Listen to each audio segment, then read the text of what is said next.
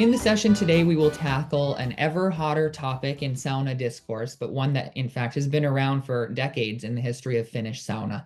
Perhaps you saw it in the New York Times article. Of course, I'm talking about sauna diplomacy.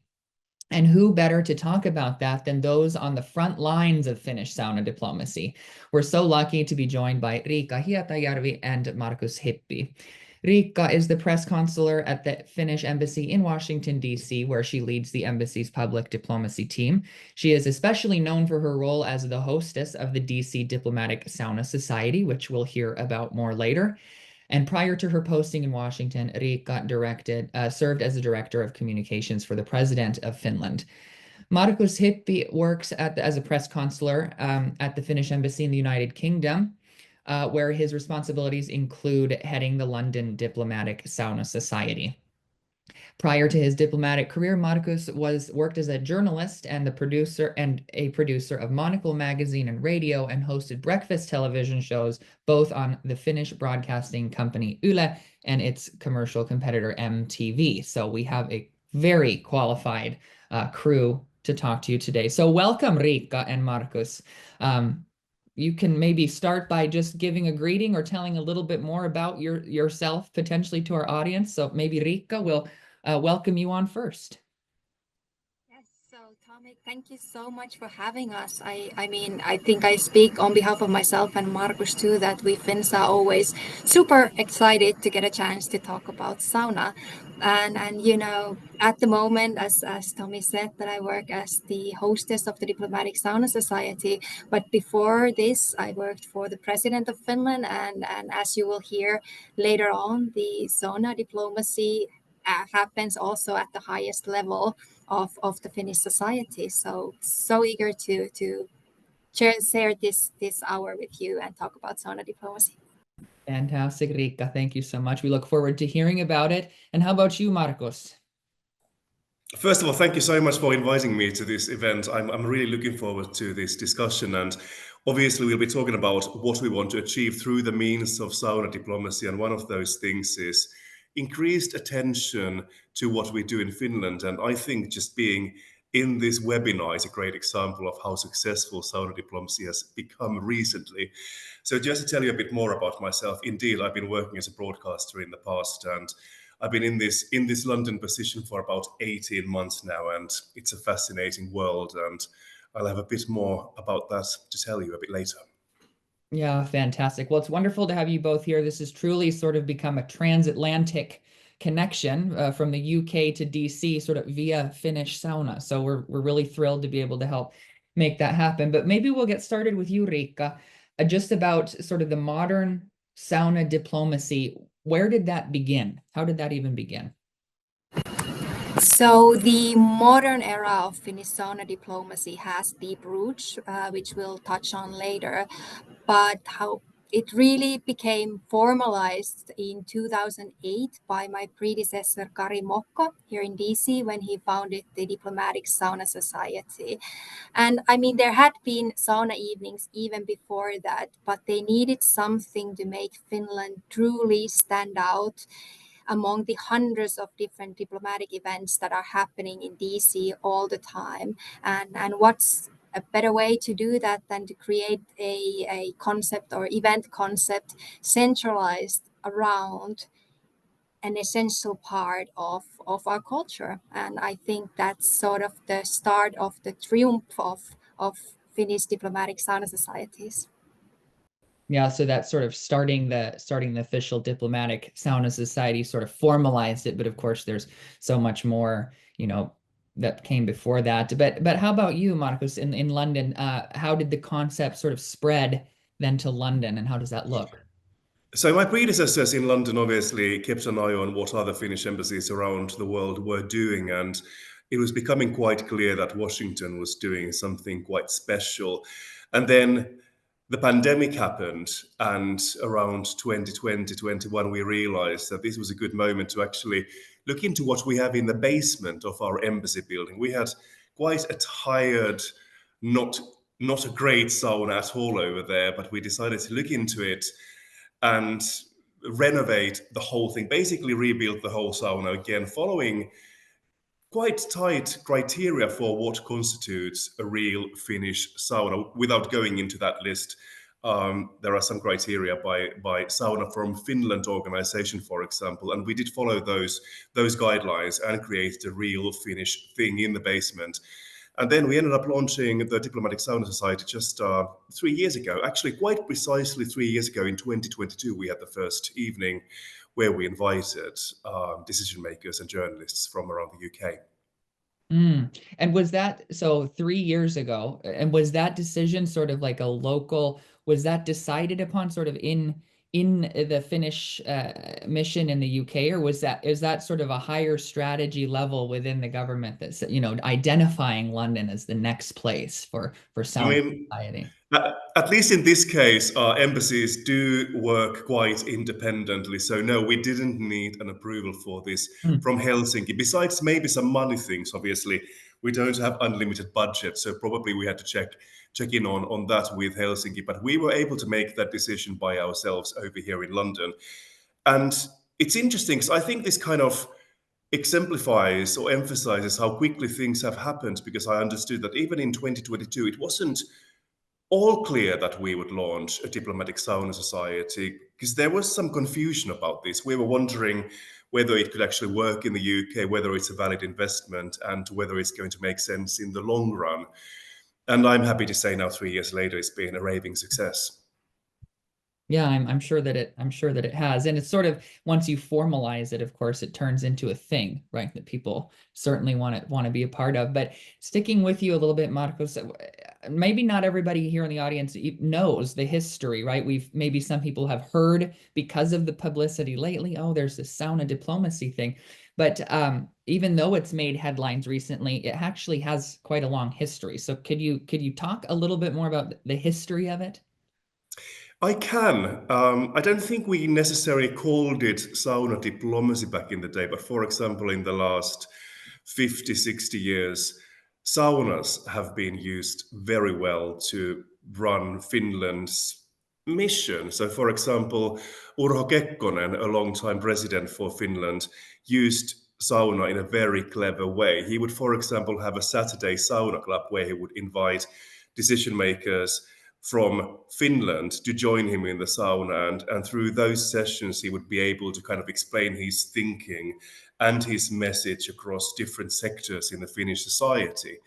Urho Kekkonen also invited world leaders, probably mostly from the Soviet Union, actually, to his sauna. And one famous example is how, I believe this was in 1960, he invited then Soviet leader Nikita Khrushchev to his sauna. And according to the story, these two men stayed in the sauna until 5 o'clock in the morning, after which we got a message from Moscow that the Soviet Union would support Finland's mission to get closer to the West. So I think this is quite a nice example of how things can be discussed in a sauna and how you can do that successfully. I think also one more person I'd like to mention over here is the Nobel Peace Prize laureate Martti Ahtisaari, who sadly passed away some time ago.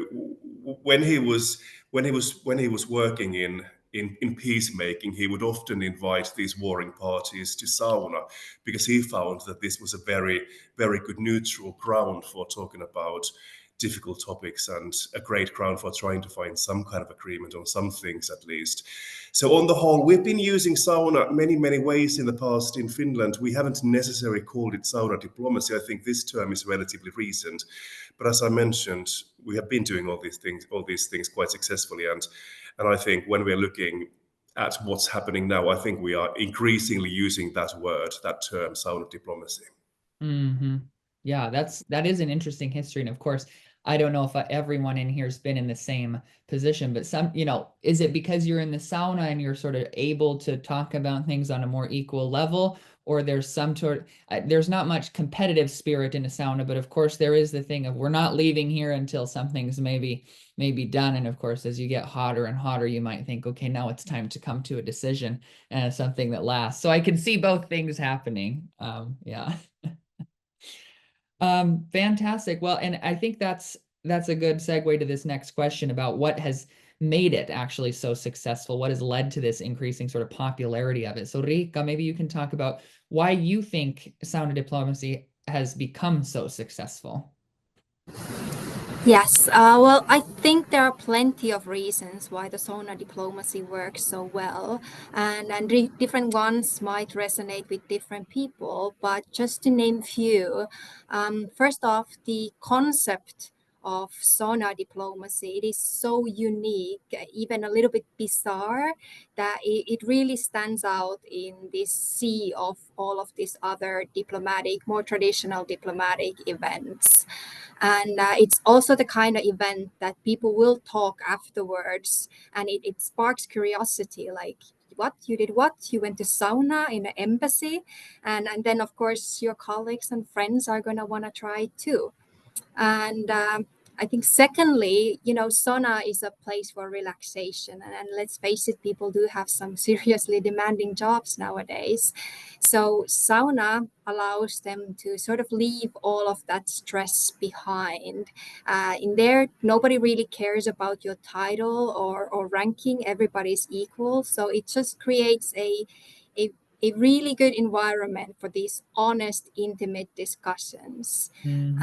And finally, thirdly, I think the best part is that once you spend time in sauna, butt cheek to butt cheek, sweating it out together, there's really no need for formalities anymore. Like, you have broken the ice in the most intense way possible.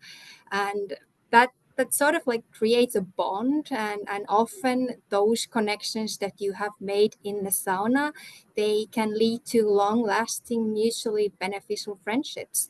So I think the you know the key to success in sauna diplomacy, it's sort of the combination of all of those three. Mm.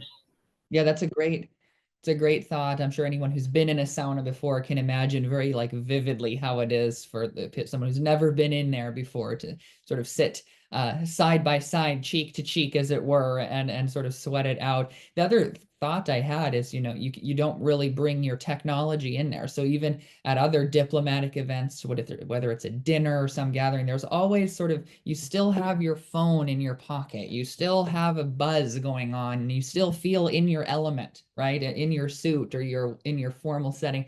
And the sauna, of course, takes people out of that, I think, for the better. But Markus, what do you think? Why has it, in your opinion, been such a successful thing?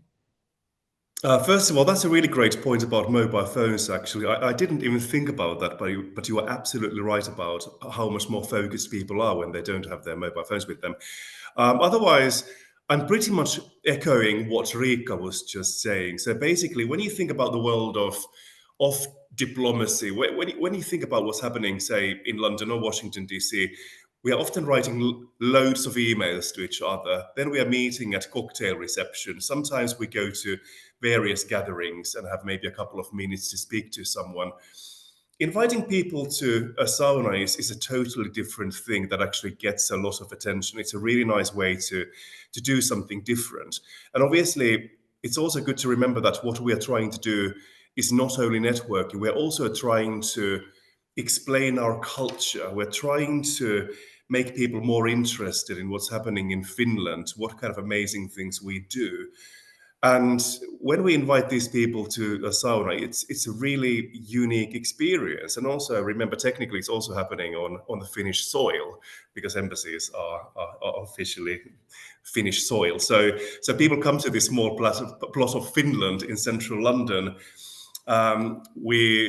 We have Finnish food, we have some Finnish drinks over there, and then when you are in the sauna, it's such a relaxed environment. People feel really good after that, and I think that's a really good ground for creating more meaningful relationships. I always feel like that the relationship is different if I've actually had someone over to our sauna. I think it's very easy for me to call them and ask something. It's much easier than with other people who haven't yet made it to our Diplomatic Sauna Society.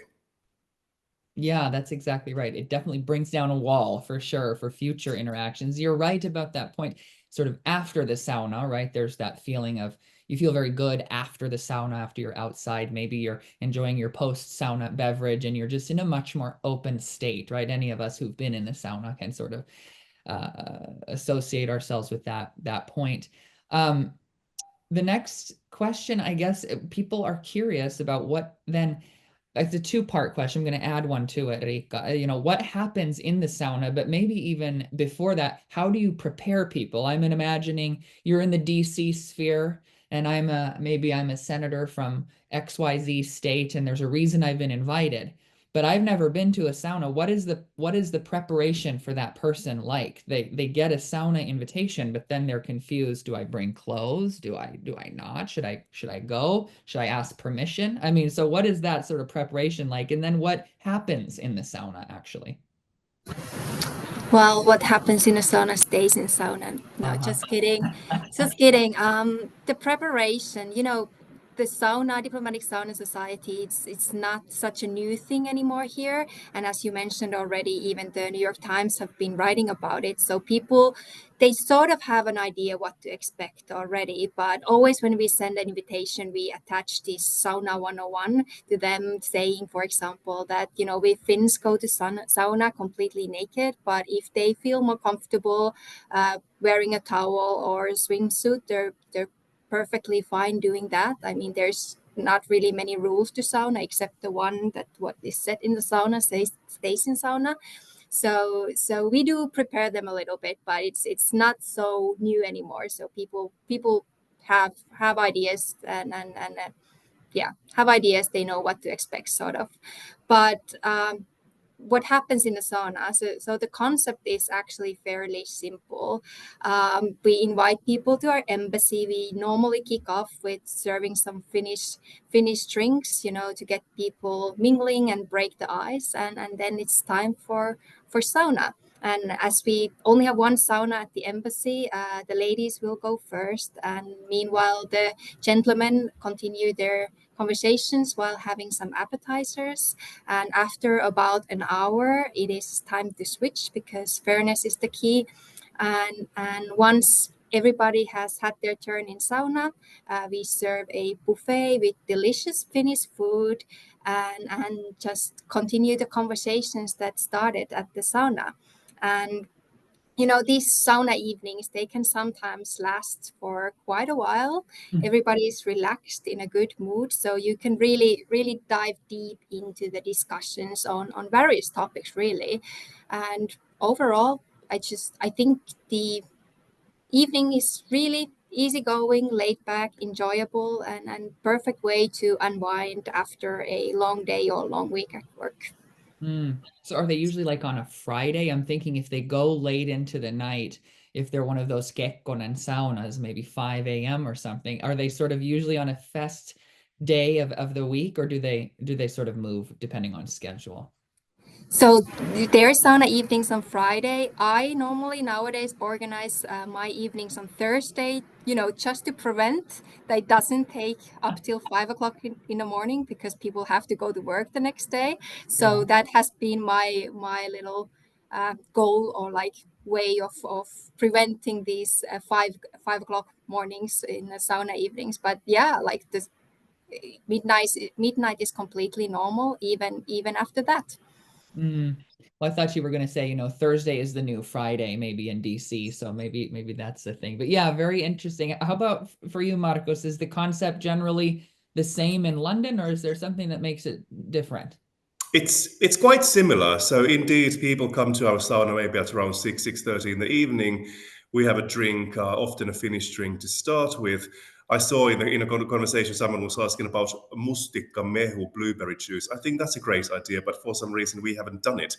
Instead, we've done Finnish gin, for example, with also a Finnish non-alcoholic alternative for that. Then ladies go to the sauna first. I think our sauna is a bit smaller than what you, Riikka, have in Washington, D.C. I think we can fit in roughly 6 people in the sauna at the same time. So our circles are a bit smaller. Men go to sauna, then we have a dinner, and actually one of the highlights is towards the end of the evening when we hand out the diplomas. So when you've been to the sauna for the first time, you get a diploma and you officially become a member of the Diplomatic Sauna Society. You get the diploma and you also get a tote bag with the logo of the London Diplomatic Sauna Society. So that's a highlight for many people. often. I think it's also interesting. We've been kind of comparing our experiences with Riikka about how these saunas work and how nervous people are, because people often ask about the dress code, for example, and I'm always trying to explain that it's a very relaxed affair. However, I was surprised to find out from Riikka that people are often naked, which actually hasn't really happened here in the UK, which may reveal something interesting about the cultural differences between the UK and America. Yeah, I'm sure there are some differences. And I mean, there are other sauna diplomatic societies potentially. I think that's maybe to be dealt with in a question later, but those cultural things do intersect, right? We have the Finnish idea of sauna, which you wouldn't need to send anybody really sauna 101 in Finland if they got invited to someone's sauna for any reason, right? But in the US, there are certain things potentially in the UK, and then of course elsewhere. But you spoke about the facilities, Markus. You said about 6 people in there, and it was built according to sauna from Finland sort of standards. So it's sort of an officially recognized Finnish sauna. I assume the same in DC, but maybe we just talk about how the actual facilities, how they look in London versus DC and in DC. Markus first, maybe you want to take that. Shall I go first? So basically, what we have is a bit of a challenging layout in the basement, because obviously it wasn't. This is a very old building where I am. It's about, I don't know, 200 years old. So there are always some challenges with these old British houses. We don't have awfully much space, which means that it's a bit cramped over there in the basement. But we do have space for a small sauna over there. We have a space for changing room that's kind of in front of it. We also have a small bathroom next to it. And basically that's what we have. Then we have this lounge that's not very big, but actually what is a bit tricky sometimes is that obviously we are at an embassy building, so people can't move freely. So once we start the evening, we actually stay in the basement. So there's no way to move around in this building, obviously. So it's quite a contained area, which is not a bad thing actually, because we've been able to use some Finnish design in the lounge to kind of like make it feel really Nordic and really Finnish. And also when we are there all together, it makes it feel a bit more intimate, which is great as well. So, I think the experience would be very different if we all of a sudden had doubled the space, for example. But yeah, I think those are the main things. And as I said, we're trying to make it feel as Finnish as possible, which has always been important. And we have some Finnish drinks and so forth. We also have Finnish textiles actually in the sauna, which is another important aspect. So we looked quite carefully into where to get those textiles from. Having said that, we don't emphasize that aspect to our guests because it makes it more authentic and real, and it doesn't feel too promotional if we don't talk about it. So we have Finnish textiles over there, but we don't often mention about that.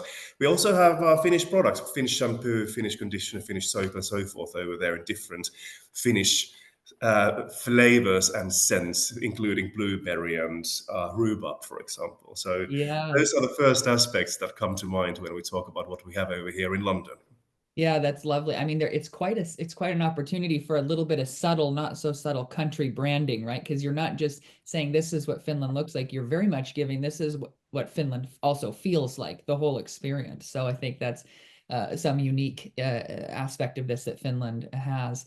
But Riikka, I think people who aren't in DC, haven't been there, maybe are interested in how the facilities compare to what Markus just said. Yeah, so our facilities are really similar here in DC as it is in London, though as Margaret said that our sauna and the lounge as well are a little bit bigger. So our sauna can fit around 10 people comfortably at once, maybe 14 people uncomfortably that we use sometimes as well. And otherwise, I think our sauna facilities, it feels like Finland, it smells like Finland, and it looks like Finland.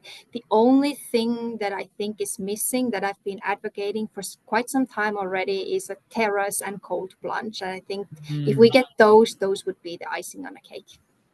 Yeah, that would be, I'm trying to imagine in the DC embassy area where we could build in that Avanto, but I think it's a great initiative you have there, Riikka. And then maybe London can build one into. I don't imagine the Finnish embassy in London's on the water directly, but no, Markus is saying no. So the Finnish embassy in DC, of course, was, as we've said, the first to launch the Diplomatic Sauna Society as a group, really, as something official. How widely has that idea spread in the world or throughout the Finnish mission, and what other countries have sort of it kicked off similar, similar societies? So Riikka, maybe you want to talk about that. Yes, of course. First off, most, if not all, Finnish embassies have saunas in them. So once the Diplomatic Sauna Society got really popular here in DC, our colleagues in London, Berlin, Stockholm, Tokyo decided to start their own diplomatic sauna societies as well. And sauna diplomacy is not only done by diplomats. So, for example, when our soldiers go on peacekeeping missions, they bring their tent saunas with them. So, for example, our foreign colleagues, they pretty much know already that when there's a Finn, there's most likely will be a sauna as well. And what I've been really glad to see is that it's not only the Finns nowadays that are spreading the sauna love here in DC. So, for example, our colleagues in the Embassy of Estonia, they have their sauna, and Swedes and Norwegians, they're big sauna people, though they call it bastu. And so the love for sauna is spreading, and we Finns are thrilled about that. And I'm sure it's similar in the scene in London, Markus. Are there other sort of saunas popping up in the diplomatic world, maybe beyond, outside of Finland? Yes, there are. I think I have to mention that Estonia is quite into sauna over here. Actually, the Estonian ambassador built a sauna in his backyard not that long time ago. Obviously, it doesn't look Finnish, but it's another example of how this phenomenon is spreading over here. And I don't know. I would almost like to think that maybe we have done something. Maybe we have played a part as well in this wider sauna boom we see taking place in the UK, because the London Diplomatic Sauna Society has been getting some press as well. And at the same time, we are seeing new public saunas, not for diplomatic purposes, but just for relaxation, popping up in different parts of this country. So it's a really interesting time for sauna culture in this country, in Britain. It's the same in the US. I think Riikka would agree, and everybody maybe on this call has seen sauna sort of booming in a lot of ways. It feels new in the US or in the North American context for many people, right? But actually, and I'd encourage people to come to our other Sauna Week events to understand sort of different aspects of where sauna has been sort of seen in our culture throughout history.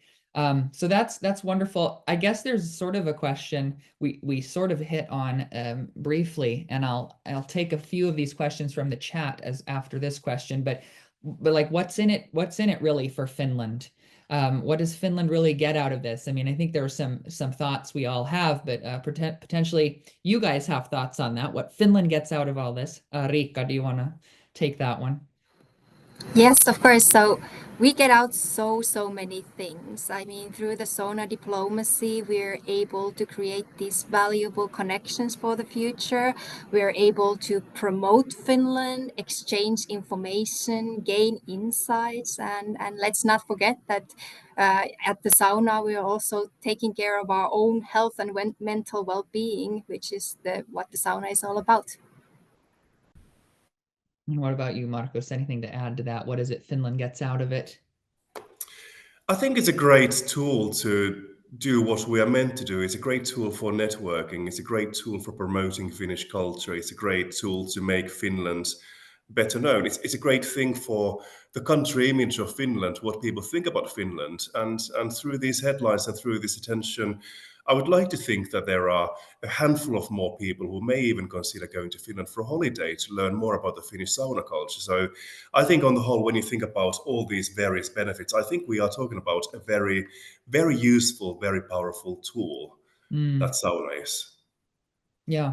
And I love what you're saying with that, because it can, there's a couple comments in here about Estonia and other places that have sauna, and it gives, I mean, there's going to be a Finnish stamp on the word sauna, obviously, as the only word we have in English that comes from Finnish, but of course other people can take it and also reap the benefits of it, because it is sort of a human thing, right? It's about bringing people together at the end of the day, and making people feel sort of comfortable and welcome and equal. And I think that's really valuable. And this world. Risto Eloma in the chat here, the U.S. ambassador to Finland, Bruce Orrick, was doing excellent sauna diplomacy and actually for Finland. So there's an example of someone who can become a believer, you know, in that Finnish way of doing things and sort of advance it from there. So I think that's definitely one thing Finland has to gain, is spreading that mentality even of what is behind sauna diplomacy. Interesting questions from the chat that I want to bring up. I'll combine them. One from Risto Sivula. At these sauna events that you host with Diplomatic Sauna Society, are there topics that are sort of like you have, like tonight we're definitely going to be talking about travel to Finland, or we're going to be talking about study abroad in Finland, or whatever? Is there sort of a topic, or is it just bringing people together? And then sort of a follow-up, I think this is asked from the US context, but I think it's applicable worldwide. So the divisive nature of politics these days, there's often side A and side B that just don't see eye to eye. And many topics can be triggering, especially in sort of the hyper-politicized, you know, London and DC. So how do you actually negotiate this, and how do you see that play out in these sauna sessions, or does it come up? So first, is there topics that are set and sort of given, and then B, do you see sort of this hyper-politicized conversation make its way into the sauna as well, or is that different? Riikka, maybe you want to start with that from the DC perspective. Yes, so we don't really set topics in advance, but of course the guests sort of do set the topics. So sometimes we organize a sauna that has a little bit more security policy focused by inviting contacts that work in that field and journalists that report on that field. So that's how the topics sort of formulate, but we don't really truly set topics in advance, because sometimes, you know, we can invite people that work in this security policy sphere, and only thing that we talk about that evening is you know, visiting Finland and traveling in Nordic countries, Netflix movies, dog parks, and why there isn't enough long drink to be bought in the supermarkets here in DC. So no, there's like, when we invite people, we don't say that this evening we're going to talk about this. And the second question, that do we talk about like politics? We do, of course, because, you know, people work with those topics every day and that's on their mind. So of course they want to talk about it at sauna, and we want to hear about it in sauna. But, you know, sauna, it's already so hot, so it's people don't really have energy to have too heated conversations. So you can have sort of sometimes even these sensitive topics, and in sauna you can actually discuss them in a really honest and laid back way. Yeah, interesting. It's already hot, so why bring in a hot topic like that? Yeah. Okay, Markus, what about the London side of things? Divisive topics. Well, first of all, we don't really try to lead the discussion anywhere when we get people over to our sauna. So we basically listen to them. At least that's my approach. I kind of want to give space for free discussions. And maybe it is indeed something about the relaxing atmosphere of sauna. It never gets too divisive at all. I think we always, you know, reappear from sauna having agreed about what we talked about. Maybe it's a good place to talk about these things, actually. And as I said, you know, I don't have a certain agenda or anything I want to push through over there. Certainly not. I think it's more about, I think the goal is more about getting to know people and just to enjoy that evening together. When it comes to different themes or different topics for evenings, we don't. I mean, there's been a couple of occasions, a few times we've invited people who are working in sauna business or sauna culture to the sauna. So there's been a vague theme, but often we just think about maybe some journalists and decision makers who are dealing with similar topics. I'm always trying to think how these people may also benefit each other. So it's not only about us networking with them. I also think about how useful it's going to be for these people to get to know each other. So I'm always trying to find something common between these people who come to our sauna. But I wouldn't say we have a specific topic for these evenings usually. Sure. You have your invite list, and those are probably united by something, and then either the conversation goes there or not. But I'm hearing next time in London you might have some mustikkamehu in a nice Finnair carton, which you can also buy at K-kauppa or something. So That's wonderful. And I think on the topic of divisive politics, which is a couple times in the chat here, I think people are generally looking for truly sort of neutral and welcoming spaces to be able to bring things together without the already that prefaced notion of we're going to disagree on something. And I think sauna is proving to be one of those places where that is the case. It's a come as you are, and then if it comes up, wonderful, and if not, then it doesn't. So I think that's a really sort of a huge benefit that sauna has in that regard. Moving forward, the future of things, we live in quite a turbulent world these days. What do you think the future of sauna diplomacy is, from your perspectives as Finns, as diplomats, and in London and DC? So the future of sauna diplomacy, where is it headed, Riikka? I think the future of sauna diplomacy looks really bright. I mean, at the moment, people know sauna already. People are excited about sauna.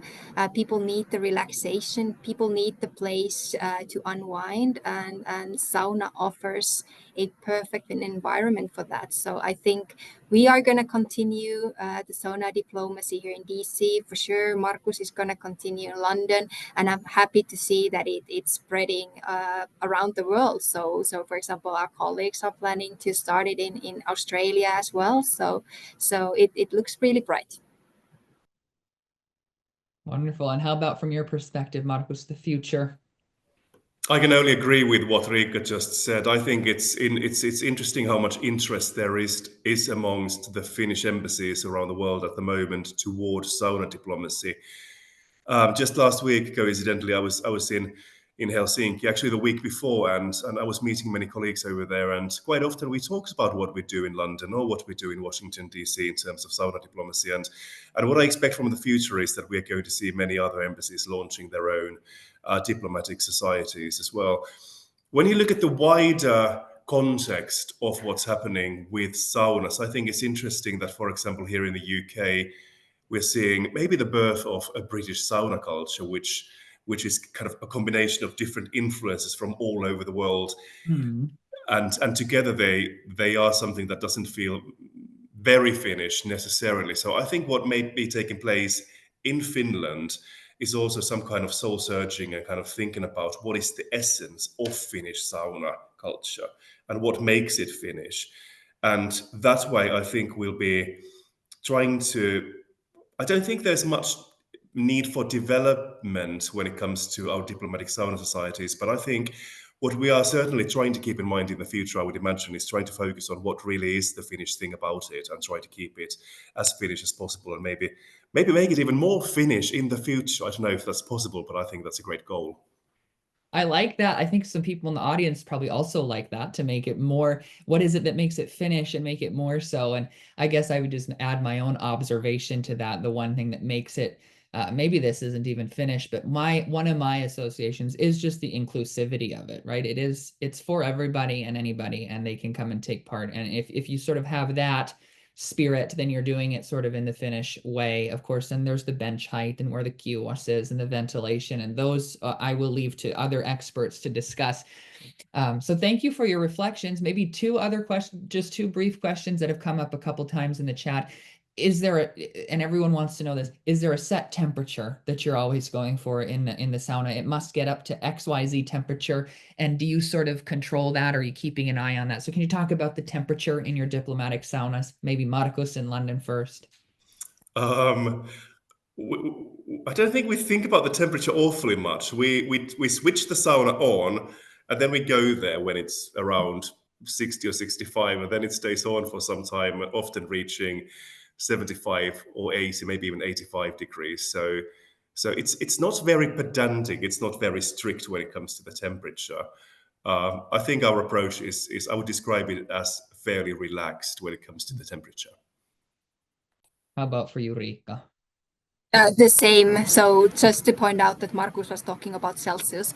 So yeah, so we have the same policy, and I think the key is what we do and what is a bit different when you go to public saunas here in the US, that we actually throw water on the stove and you get the steam. And even though it's hot, it doesn't feel so hot because the steam makes it humid. And I think that's a key element in our sauna. Yeah. And to bring it back to what makes it a Finnish sauna, Markus, I think the very definitional thing would be the lolu, right? That as long as there's water going on the rocks and there's steam, then you're going direction of Finnish sauna, wouldn't you say? Absolutely, I think that's so important, and this is actually something that many of our guests don't realize. Because over the years they have been to these various gym saunas and so forth, where often you can't throw water to the stones, or you can't even see the stones anywhere. So it's always this surprise thing when we throw the water over there and get that sensation, that lovely hot sensation from the stove. So certainly Lolo is a very important thing we often talk about. That's one of the things that's almost always in the discussion topics list. That's right. Yeah. And thank you, Elizabeth Westerlund in the chat for explaining more about what Lolu is. So we're getting toward the end of our time here. And I guess the last question, the burning question, if you will, is how do you get on the invitation list? Maybe there's the secret can't be let out, but that's that come up several times in the chat. How do you get on the invitation list?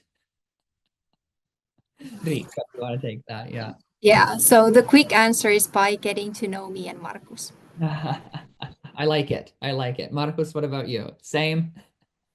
That's it. It's all about who you know. So you, you should try to get in touch with me and Riikka. Sounds good. Sounds good. Thank you both so much. We're at the end of our time. We know you have busy diplomatic lives, and the fact that you took your afternoon, your evening here to talk with Finlandia Foundation for National Sauna Week 2025 means a ton to us. And keep up the good work. People have noticed, people love it about Finland, and we're proud as well of what Finland is able to achieve through this. So kiitos teille, tack ska ni ha.